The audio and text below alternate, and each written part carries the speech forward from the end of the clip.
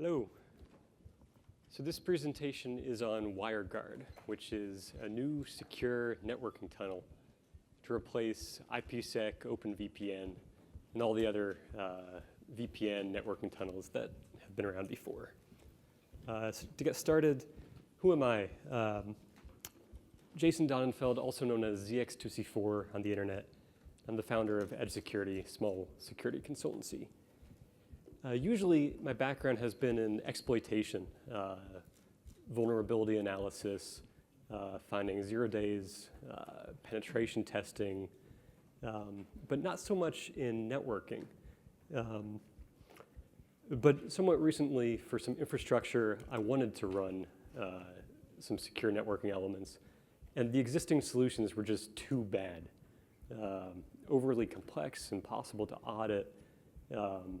Just not something I could really depend on in a secure setting. So I set out to make WireGuard, which is vastly simpler.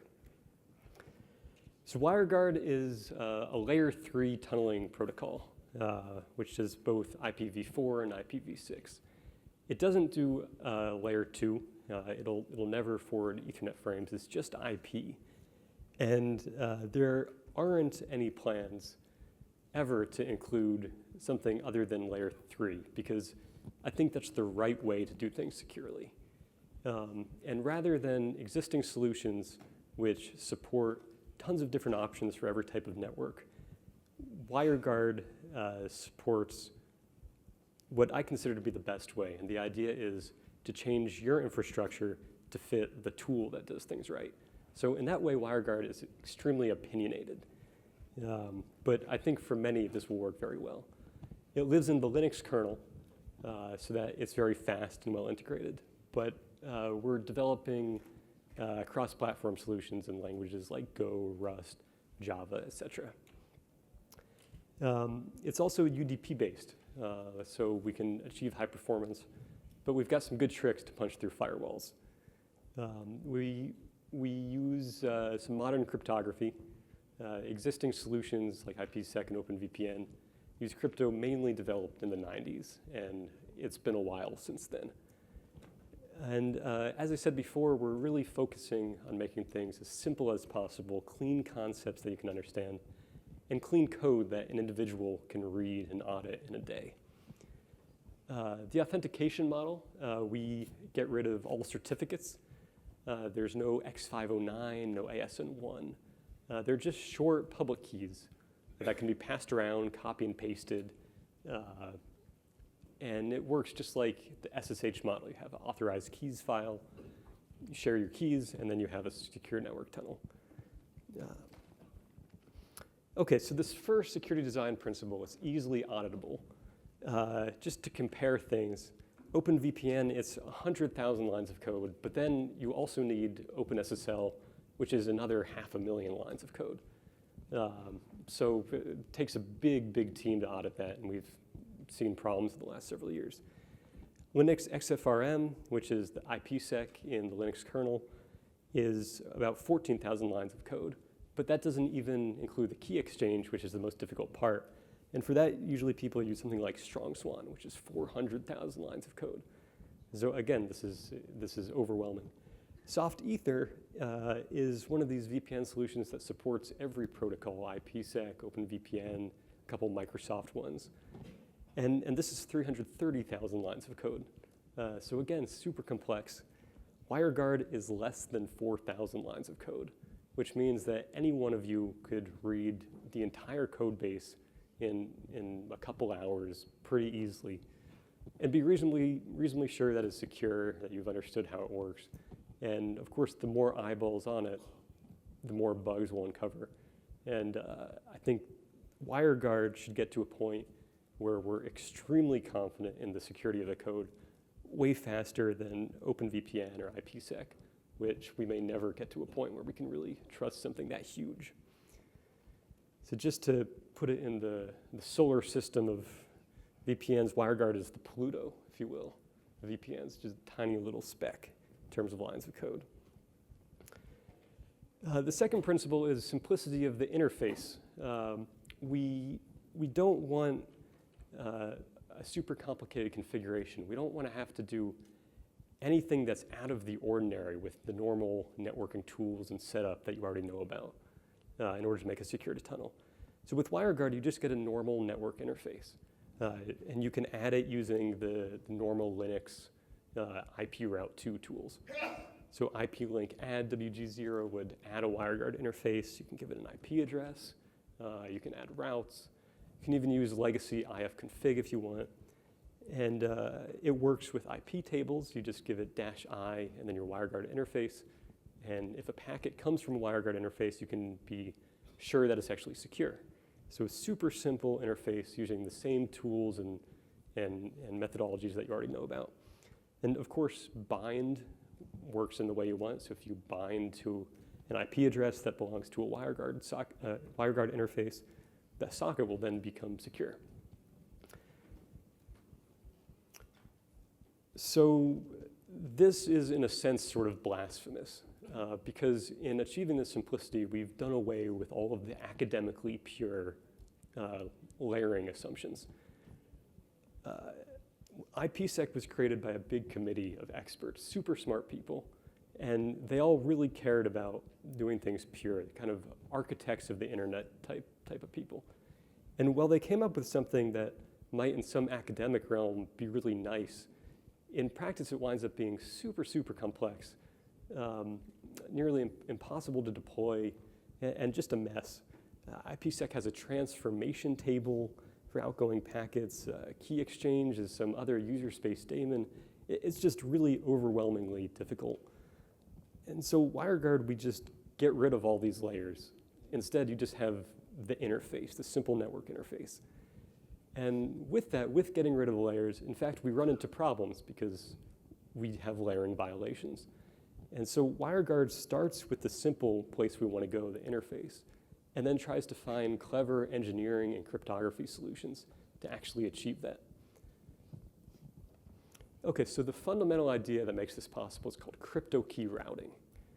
And what this means is a VPN is fundamentally a relationship between a peer, which is identified by its public key, and a list of IP addresses that that peer is allowed to be. So it's just a mapping. We have keys in one end of the table and IP addresses in the other. So what this means is that a WireGuard interface has its own private key. It has a eliciting UDP port, as we mentioned, it's a UDP protocol, and it has a list of peers. Then each peer has its public key, which is identified by, and then it has a list of its associated IP addresses. Those are IP addresses that are inside the secure tunnel, IP addresses that will definitely be secure IP addresses. And optionally, it has the endpoint IP and port of the UDP socket that's listening on the other end. So if we look at the config file here, this is just a very simple format like Windows INI, for example. And a server, we see over there, has a private key and a listening port. And then this one has two peers. Each peer has a public key. And each peer has a range of IP addresses that that peer is allowed to be. Then a client is much simpler. It also has its private key. And it only has one key, peer, which is the server. And its allowed IPs are everything, because say it's an internet access server, and so it wants to allow that server to send it any IP from anywhere on the internet. And finally, it gives the endpoint of the server. And so that's it. That's it for the configuration. You provide that to a WireGuard interface, and you have a secure tunnel. So how does this actually work in implementation? A user space program sends a packet using normal send syscall. The ordinary Linux routing table then gives it to the WireGuard interface. At this point, it's our code that's running. So WireGuard looks at the destination IP of that packet and says, are there any peers in the CryptoKey Routing table that have that as an allowed IP? So if we go back to our table here, let's say user space sends a packet to 10.192.122.3, then it'll use this peer.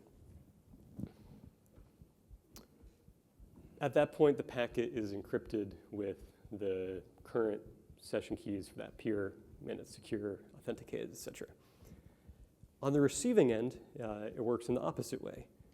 The UDP socket receives a packet.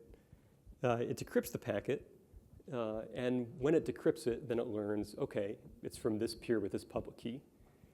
It then looks in that same routing table and says, okay, does this peer have in its allowed IPs that IP address? Is this peer allowed to actually be sending packets as that IP? And if it is, it accepts it. If it's not, it's dropped. So for configuring this, we have a very simple utility called WG. At some point, this utility will hopefully be integrated into the normal IP, but for now it's called WG. And we can call set with it, setconf and getconf for configuration files. We can generate new keys in a secure way. We can derive public keys, et cetera. And so it's just a normal command line interface like you're used to using with pretty ASCII colors.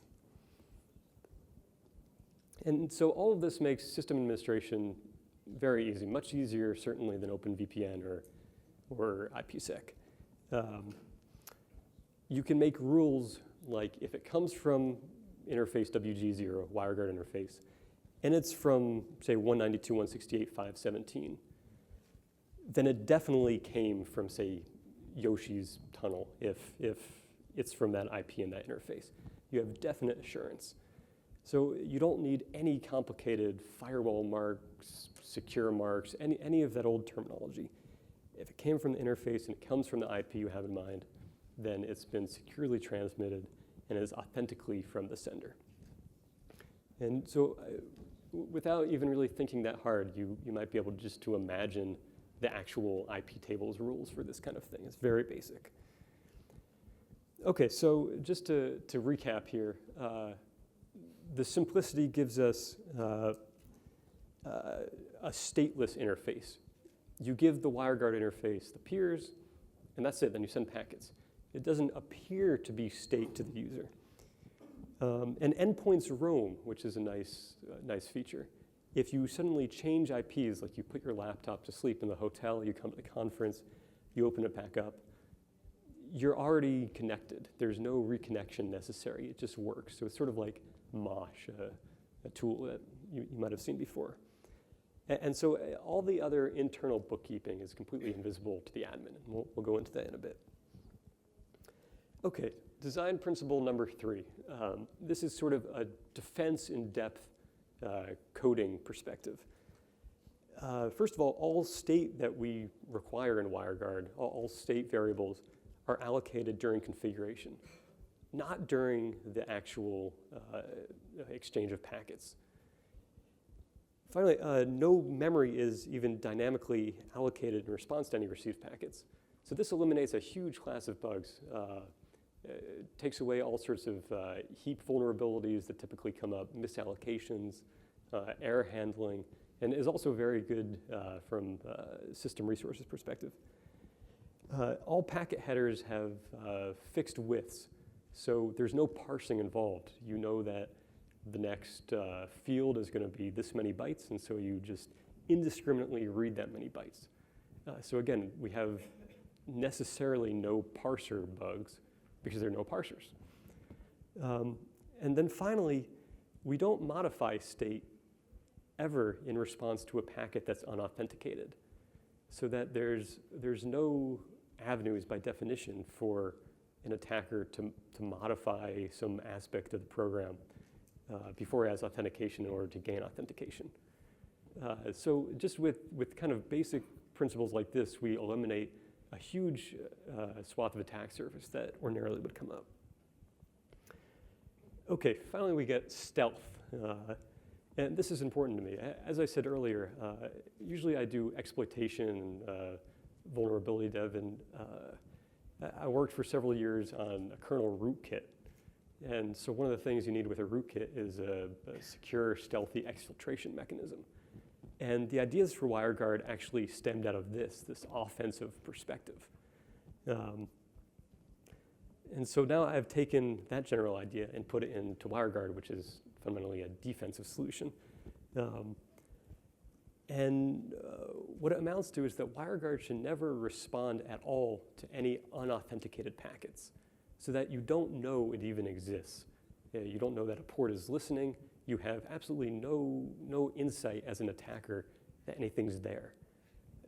And so if you run this on an edge machine that has no other ports listening, it's impossible to even determine that that computer exists on the internet because you have WireGuard only responding to authenticated packets.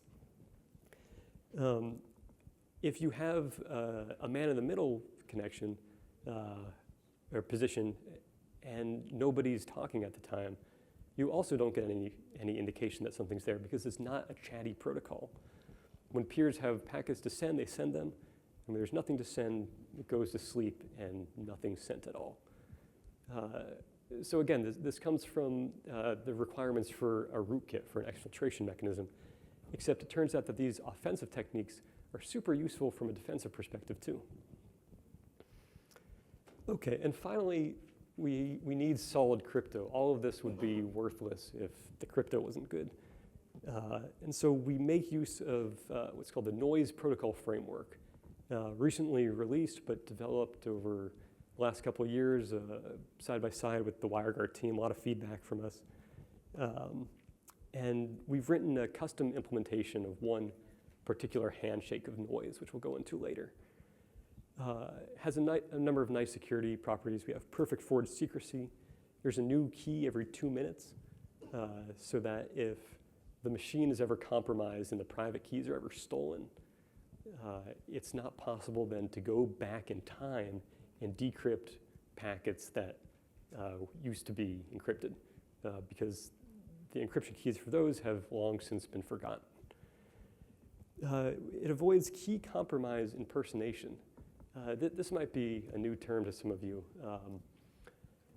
If you steal someone's private key, of course, then you can pretend to be them to everybody else. That much is plain.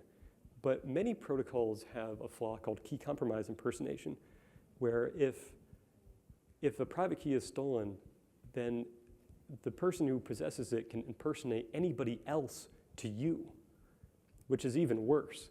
Because now not only can they authenticate on your behalf, but they can trick you into thinking that they're anybody else. And so the WireGuard protocol avoids this. We have identity hiding. So during all handshakes, we never transmit the long-term static public key in clear text. So for an eavesdropper who doesn't have either private key, it's not possible to figure out who's even talking to each other. So there's a degree of anonymity there, which is nice. Like all protocols ought to these days, of course, there's authenticated encryption. This means not only do we make the data secret, but we also ensure that it hasn't been tampered in transit. We have replay attack prevention, which turns out to be not completely trivial with this sort of thing because networks like to reorder packets. It's just a property of how networks work. And so we can't always rely on the next packet having, say, a counter that's definitely greater than the other. So we've got some classic algorithms with some improvements on them for keeping track of the last window of packets and making sure that they're never replayed. We have modern primitives. We use curve 25519 for elliptic curve DiffieHellman, which we'll go into. We use Blake 2S, a super fast hash function, SHA-3 finalist. We use Cha-Cha-20 and Poly1305 for authenticated encryption, which again are state-of-the-art, super fast ciphers. And we use SIP#24 for hash tables. It turns out that ordinary hash table data structures are vulnerable to collision attacks if the attacker can control the input. And so SIP# is a nice, quick hashing function that's cryptographically secure. Now, going back to the point in the beginning about this being opinionated, we have no cipher agility. And to me, this is a feature. This is a good thing. We don't give choice. These are good ciphers, and if they're ever not good, then you'll upgrade your installations to a new version that has better ones. I don't ever want a situation where you have clients that are supporting partially the good one, partially the bad one, and then you have a sprawling mess of code and complexity to support these. And what's the point? Well, to support something that's not even secure anymore. Cipher agility, I think, too, is an idea that's best left in the 90s. So for WireGuard, we have a lack of cipher agility. OK, let's get into the key exchange. This is a one round-trip key exchange. The initiator sends a message to the responder. The responder sends a message back to the initiator. Then from these messages, they do some computations to derive a pair of symmetric authenticated encryption keys. And then they can send their transport data packets, which are encrypted and authenticated.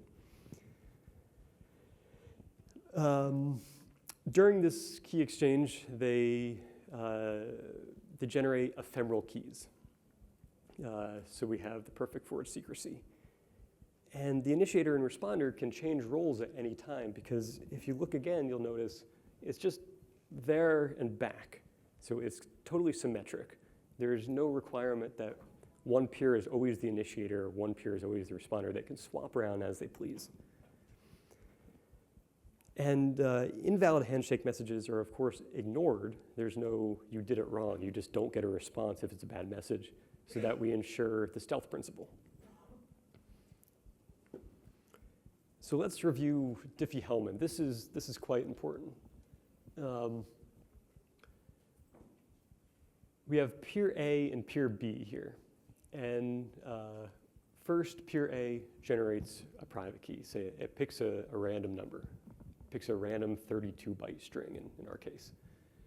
Then we derive the corresponding public key from that with some function along the elliptic curve. Then peer B does the same, generates a random private key, derives the public key. Now what DiffieHellman means is that if you take the DiffieHellman function of the private A and the public B, this will always be equal to the private B and the public A. I'll pause a second just to reflect on this, because this is kind of a remarkable property. And from this one relationship, this one function, we can derive some really neat protocols. So the DiffieHellman of the private A, right, that's the top line, and the public B, which is the bottom line, is always the same as the DiffieHellman between the private B, which is the middle line, and the public A, the other middle line. And so this is what allows for generating what's called a shared secret without ever having to transmit the initial secret data, the private key namely, over the network. OK, so as we said, one peer is the initiator, the other is the responder, but they can change at any moment. Each peer already knows each other's static identity, their long-term static public key. This is the equivalent of SSH's key. When you put in an authorized key, both peers know each other's long-term public key. But for each new handshake, we have a new ephemeral key pair, which is not long-term. This is the one that's forgotten every 2 minutes.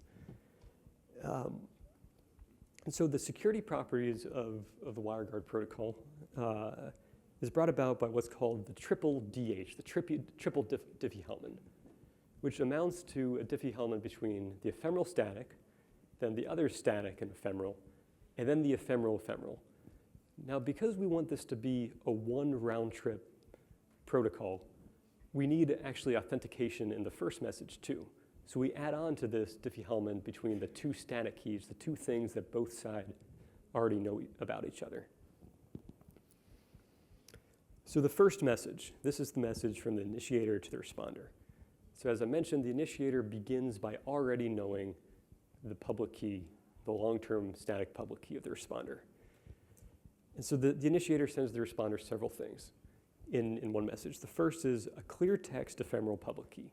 So what it does for this is it generates the new ephemeral private key, derives the public, and it sticks it in the message in clear text. Next, it sends the initiator's public key, so its own static long-term public key. Except we don't want to put that in the message in clear text. We want to encrypt it so that we have this property of identity hiding. And so we use authenticated encryption using the normal ciphers as usual. And we get the key for that as an indirect result of this DiffieHellman, of the initiator's ephemeral private, the one that we just generated, and the responder's static public, the one thing we know about the responder. And of course, by the principle of the previous slide, that's equivalent to the responder's static private and the initiator's ephemeral public. So after the responder decrypts this part, then it knows who just sent it a message. It knows the initiator's public key. And of course, only the responder can decrypt this because only the responder has its own private key. The third thing in this message is a monotonically increasing counter, which usually is just a timestamp in, say, a format like TIA64N. But it can be any kind of counter that just always gets bigger. And that too is encrypted, authenticated encrypted, doing the static DiffieHellman between the initiator's static public key static private key and the responder's static public key. And the reason we put a counter in there is to prevent against this message then being replayed. So we require new messages always to be bigger than whatever the previous one. And this mechanism doesn't require ever storing in any kind of long-term storage the most recent key, because in the worst case, it would be resent and it would just disrupt an existing session. But if the computer's been reset and the biggest one has already been forgotten, then there's no session to disrupt. So all we merely have to do is keep in memory the biggest number that's been sent so far. Okay, the response to that message from responder to initiator is a little bit simpler. So when the responder receives the previous message, it learns the initiator's static public key and the initiator's ephemeral public key. So now the responder can generate its ephemeral key. So it first puts that again in clear text as the first part of the message. Then it encrypts an empty buffer. So in other words, it authenticates an empty buffer using a key that's an indirect result of the two remaining DiffieHellmans. The first is between the responder's ephemeral private, the one just generated, and the initiator's ephemeral public, which it just learned from the message. And it uses the responder's ephemeral private, again just generated, and the initiator's static public, just received from the message. And so when the responder sends this, it'll verify to the initiator that it can decrypt that message. Okay, so to recap, in the end, we get some state, some shared variable that's a result from those four DiffieHellmans, the triple DH plus the static. And from these, then, we can derive a pair of symmetric encryption keys that then we use our cha-cha-20 poly 1305. And so we do session derivation using a conservative KDF function called HKDF. And then when the initiator sends its first data message using this, then it confirms to the responder that, in fact, it could decrypt that message. Okay, so this might all seem a bit complicated and overwhelming, but in fact, it's really simple in the end, at least compared to SSL or IKE or any of those. We use very simple set of primitives. We have elliptic curve DiffieHellman, we have hashing, and we have authenticated encryption. That's it. So with those three primitives, we have a key exchange. And the lines of code for the implementation, I wrote this in 441 lines of code. Compare that to 500,000 lines of code in OpenSSL. So it really makes a big difference here. And again, there are no certificates, no X509, no ASN1 parsing. So with super small surface of attack, it should be a lot more dependable. Okay, so this goes back to what we spoke about in the beginning, that WireGuard appears stateless to the administrator, but like any secure protocol, some state is needed. What we've done here is defined a very simple state machine such that we can prove that every transition between all possible states has been accounted for. There's no undefined possible transition in it. So we can prove that, at least in theory, it's bug-free.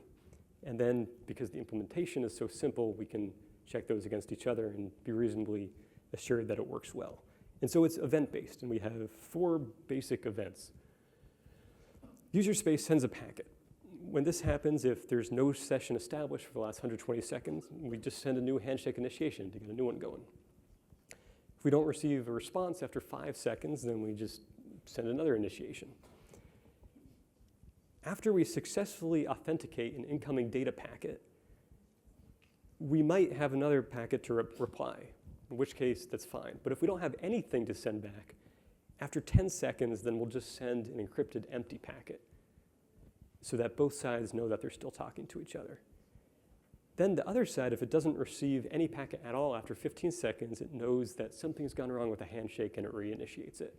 And of course, again, if no sides are talking to each other, if they both stop talking, no packets will be sent at all. So a very simple set of timers, but it enables us to make the interface completely stateless to the administrator. Okay, the last security principle that we'll talk about, and a very important one, the subtle thing to get right, is denial of service resistance. So hashing and symmetric crypto, they're both very fast. The ciphers are optimized, they work well on CPUs, but public key crypto is slow. Even Curve 25519, which is among the fastest elliptic curves for this sort of thing, even that is slower than, say, a gigabit network interface, which is a problem. And so traditionally in these protocols, you can launch a denial of service attack against a machine by just making it do tons of public key crypto operations. I think SSL even is vulnerable to this in certain cases. You can make SSL do tons of RSA computations and easily DOS a box. And UDP makes things difficult because it's hard to get IP address attribution directly with UDP.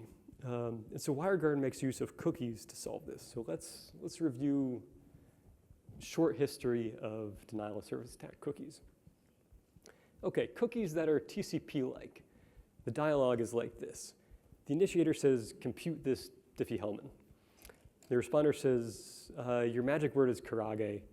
Ask me again and tell me the magic word when you know it. And so the initiator said, okay, my magic word is Karage. Now will you do it? And finally, it does the DiffieHellman. And so this will prove IP ownership since there's a protocol back and forth.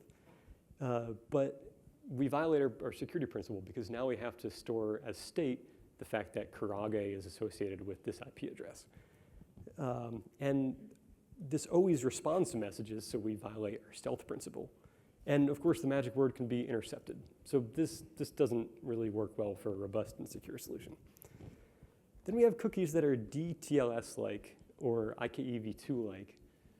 And the dialogue is a little more sophisticated. It says, compute this DiffieHellman. The responder says, okay, my magic word is some big hash.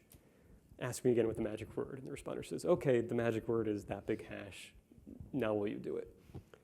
And it turns out that the big hash is a MAC, some sort of hash, a keyed hash, which uses as its key a value that's secret only to the responder and rotates every couple minutes, and as its payload, the initiator IP address.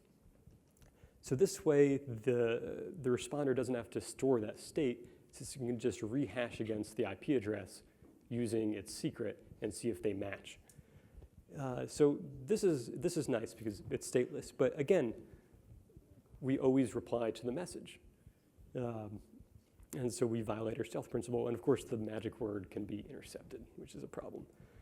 And finally, a more subtle point commonly overlooked is that the initiator himself can be denial of service attacked by just sending the initiator a bunch of replies, your magic word's this, your magic word's that, over and over, and it'll never get the magic word it wanted.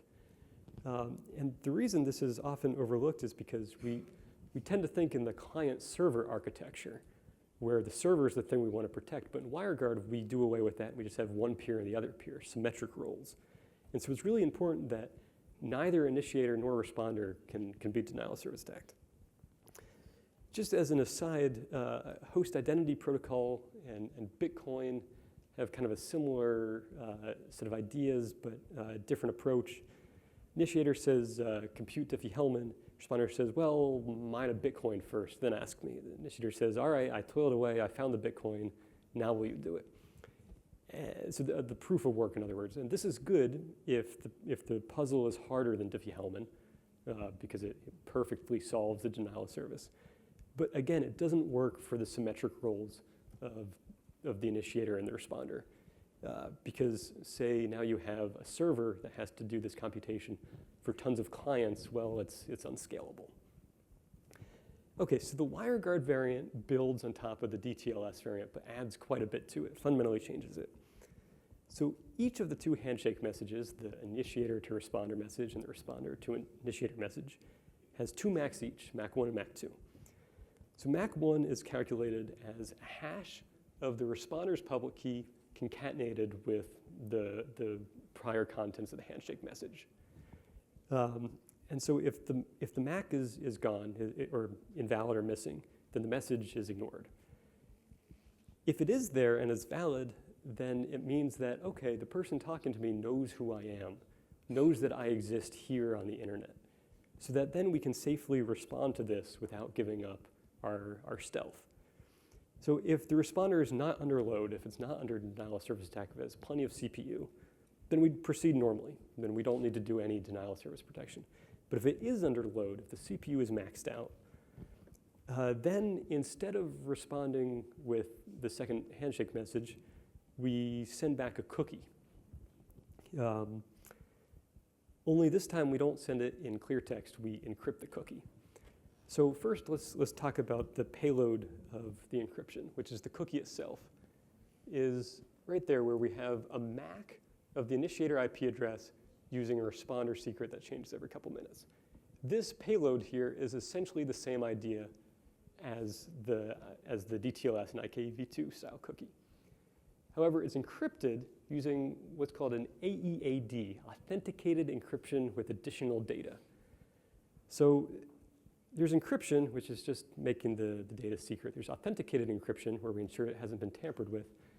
And there's authenticated encryption with additional data, where we add to that authentication some other piece of data that both sides have, but that isn't necessarily transmitted. So first of all, we set as the key to the encryption a hash of the responder's public key concatenated with a salt, so that the message itself can't be read unless someone already knows the public key of the responder, in which case the attack model goes away anyway. Then as the additional data, we give it the byte content of the original handshake message itself, so that that reply is always tied to the message that caused that reply. So this prevents against the denial of service attack against the initiator. So then when the initiator gets this, it decrypts it, it then has the cookie, and it calculates MAC2 as just a MAC over the handshake message and using the cookie as the key. And if it's valid, the message is processed even when the CPU is maxed out. Okay, so then all of this gives us essentially IP attribution. We know definitely that that IP is talking to us. And then we can just use ordinary token bucket rate limiting, the usual network rate limiting algorithms that you have in web servers and every place else. Tons of literature on it, tons of implementations, nothing fancy. But in doing this, we maintain stealthiness, which the other ones lack sorely. And the cookies can't be intercepted by someone who couldn't already start the same sort of key exchange. And the initiator, as we said, can't be DOSed because of this additional authenticated data. Okay, performance is extremely good.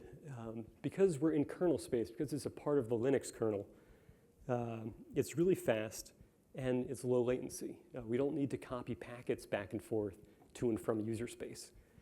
CHA-20 Poly 1305 is super fast on all hardware, and it's safe to implement on almost all hardware. In contrast to, say, AES. Now, AES NI, the native instructions for AES in processors like Intel and ARM, is fast too, obviously. But in fact, as vector extensions in processors get wider and wider, Cha-Cha is already competitive now with AES, even using AES NI. And Skylake was released recently, new Intel platform with AVX 512, super wide instruction, which makes Cha-Cha 20 even more competitive against AES. Secondly, AES is really difficult to implement without some sort of specialized hardware that's both fast and secure, that is, avoids against cache timing attacks. Because of the lookup tables, just the nature of AES is notoriously difficult for this. But Cha-Cha 20, can be really fast on general purpose processors. Even small microcontrollers are decently fast. And it's safe. The almost naive implementation of Cha-Cha is pretty safe. It's not that difficult to implement. And in general, since WireGuard is less than 4,000 lines of code, there's not a lot of overhead. There's not a lot happening now. Less code, does that mean a faster program? Well, not always. But in this case, where you're comparing 500,000 lines of code of OpenSSL and 4,000, I think it's a pretty good bet that, well, it's going to be a lot faster because it's just less is happening. So if we look at the performance measurements, indeed, it beats the competition pretty well. Even IPsec, which is a pretty optimized code base, we're both higher performance and lower latency than the competition. And this is really before the implementation efforts have gotten into intense optimization.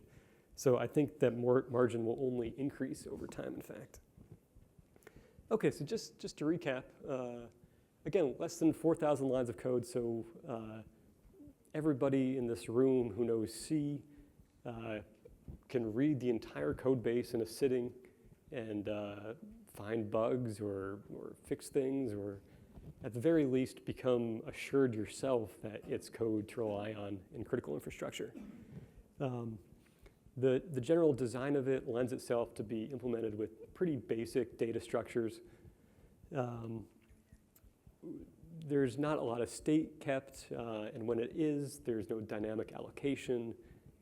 We don't modify state in relation to unauthenticated packets, etc. As we said, it's extremely stealthy. The config is minimal and stateless, and we have our CryptoKey Routing table sort of smoothing the problems when we get rid of the layers, and we just have our basic network interface.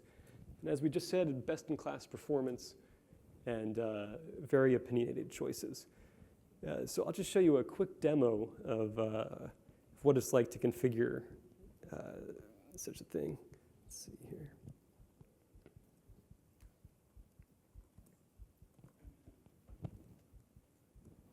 Okay, so we have peer A and peer B, and we generate a private key on each, WG gen key.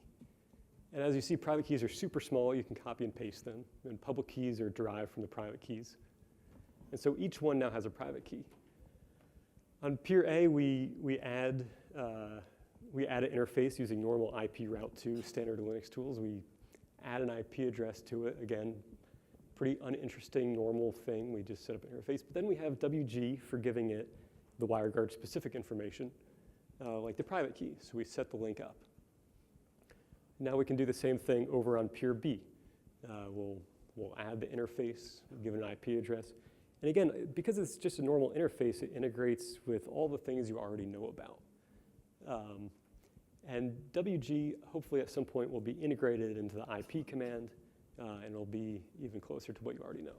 So when we hit IP address, we can see we have various interfaces, local host. We have ETH0, which is our internet-facing interface, one on each, with just an RFC 1918 address. And then we have our WG0, which is our WireGuard interface, one on each peer, which again is just 10/8 there. So now we can actually tell the peers about each other so that they can speak to each other. So there you see we have the public key and private key for each one.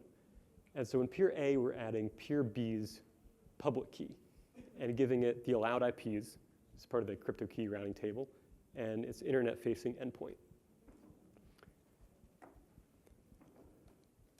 Then peer B will do the same thing. We get the public key of peer A, we paste it in there. We give it the allowed IPs that peer is allowed to have and the internet-facing endpoint. And as I mentioned before, all of this you can configure in a configuration file. You don't have to type it all out in the command line. And the tooling is starting to be integrated in other networking tools too, which is quite nice. And then we just ping, and then it sends it securely over the network. And that's it. It just works. Okay.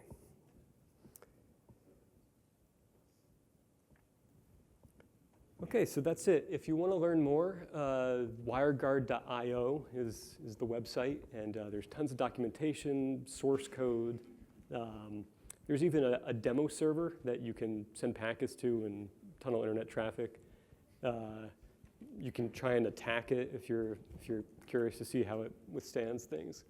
It's my website, my company's website, Edge Security, and please join the mailing list and contribute. So I'll open it up to questions in the remaining 2.5 minutes or so, if there are any. So very interesting tool. As someone who's set up OpenVPN terminals before, I totally understand the pains that you went through to create this. Now, I'm not sure I really understand the whole stealthiness. Like, as a network administrator, how am I supposed to troubleshoot that I'm unable to connect to that remote endpoint? Well, if you're a network admin, I mean, you can look at the packets going back and forth. And if you're sending a packet and you don't get the one reply packet to it, then you know it's not working. But I don't know where it's not working, right? I don't know if the host machine received it but didn't respond. I don't know if a gateway blocked me. So not having, like, okay, let me ask you this. What is the benefit of having the stealthiness? The services are innumerable by attackers. So I come from an offensive perspective, and first thing I usually do is scan the networks, see what systems are out there, see which machines are on the edge that I should attack, and then I go in that way. Mm-hmm. With WireGuard, if you put WireGuard on your outermost edge machine, an attacker can't even see where to begin. Okay, thank you.